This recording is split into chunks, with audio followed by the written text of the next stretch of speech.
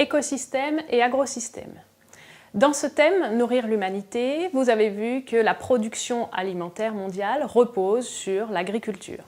Et pour ça, il est important d'avoir compris une notion fondamentale qui est la notion d'agrosystème. Un agrosystème va être un système de production agricole.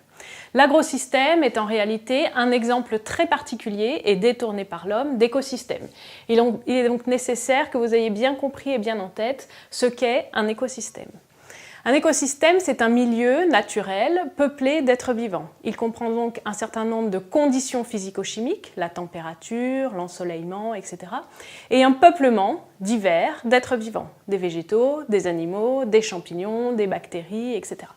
Si on prend l'exemple d'une forêt, dans cette forêt, il y a un certain nombre de végétaux, donc des arbres, des buissons, des fougères, etc.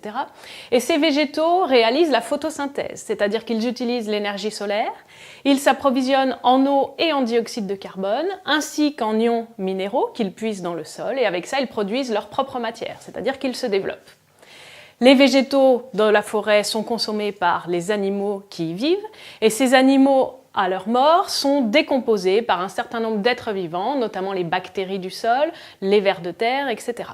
Cette décomposition des animaux permet un recyclage complet de la matière organique, ce qui veut dire que tout retourne sous forme d'eau, de CO2 et d'ions minéraux.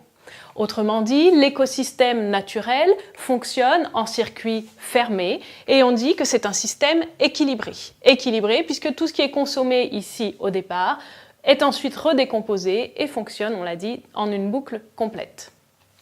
Par ailleurs, on voit que la biodiversité, c'est-à-dire la diversité des êtres vivants, est grande dans un écosystème naturel puisqu'on a différents types d'êtres vivants qui sont complémentaires dans leur métabolisme et qui vivent donc dans une certaine harmonie.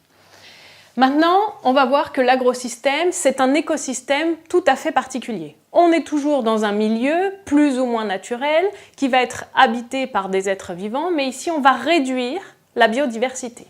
Si on prend l'exemple d'un champ de maïs, on cultive, et c'est le cas donc dans l'agriculture classique, une seule variété. L'agriculteur essaye de se débarrasser de toutes les autres variétés, notamment les mauvaises herbes. Cette variété est cultivée en utilisant bien sûr l'énergie solaire, puisqu'il s'agit d'un végétal, donc il réalise la photosynthèse.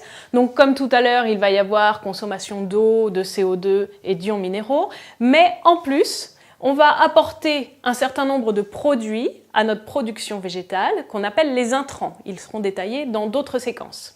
Ces intrants vont permettre de cultiver rapidement et en grande quantité la variété, ici par exemple le maïs, qui nous intéresse.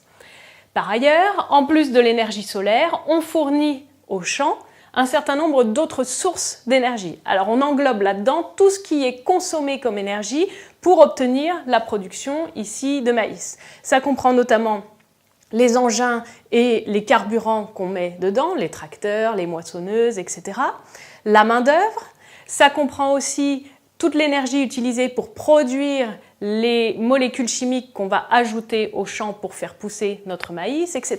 Donc on ajoute un certain nombre de produits qui sont issus de l'extérieur du système et qui viennent s'ajouter pour produire beaucoup et rapidement.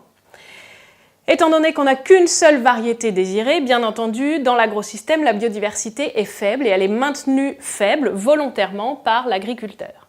Enfin, cette variété de maïs qui est cultivée, après récolte, elle est exportée, puisque le but est de produire de la matière qui sera ensuite vendue. Il y a donc un départ d'une très grande partie de la matière produite dans l'agrosystème.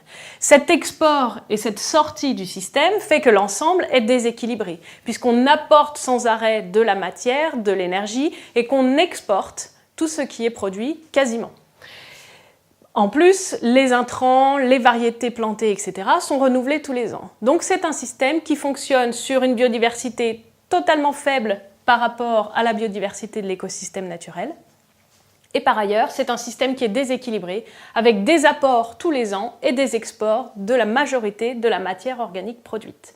L'agrosystème est donc un écosystème, mais un écosystème très particulier, manipulé par l'homme pour en tirer profit.